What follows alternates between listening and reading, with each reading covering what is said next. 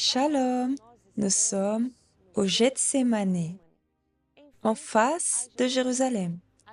Là en haut, nous pouvons voir la coupole dorée, là où, à l'époque du Seigneur Jésus, là était l'emplacement du temple. En face de la coupole dorée, nous avons la porte dorée, qui aujourd'hui est fermée, car elle accomplit la prophétie disant que le Seigneur Jésus, le Messie, est passé par elle. Ensuite, nous avons la vallée de Cédron. Et en terminant la vallée de Cédron, commence le Gethsémani, qui est le pied du mont des Oliviers. Alors, lorsqu'arrivait l'époque de la récolte, les personnes récoltaient toutes les olives et descendaient au pied du mont. C'est pour cela qu'il y a le mont des Oliviers, mais le pied du mont des Oliviers, il s'appelle Gethsémani. Et pourquoi le nom Gethsémani? Parce qu'en hébreu, Gath veut dire pression et Shemen veut dire huile. Alors le nom Gethsémani, en vérité, signifie Gath Shemanin, ce qui signifie la pression de l'huile. Les olives étaient apportées toutes vers le Gath, qui était rond. Alors on les mettait toutes au milieu et l'âne tournait et elles étaient écrasées.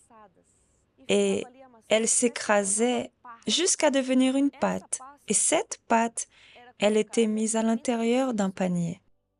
Et ce panier était apporté pour la pression. Elle y passait 3 fois. D'un côté, on y mettait les paniers, les uns au-dessus des autres. On pouvait mettre de 7 à 10 paniers, les uns empilés au-dessus des autres. De l'autre côté, il y avait 3 grands poids. Alors, on en tirait un. Et il y avait ensuite la pression.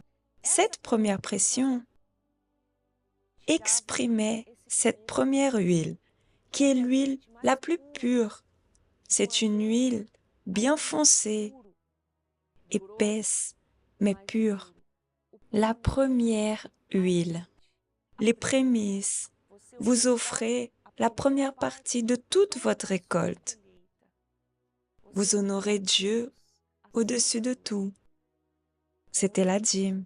Et cette première huile allait là, dans le temple de Salomon.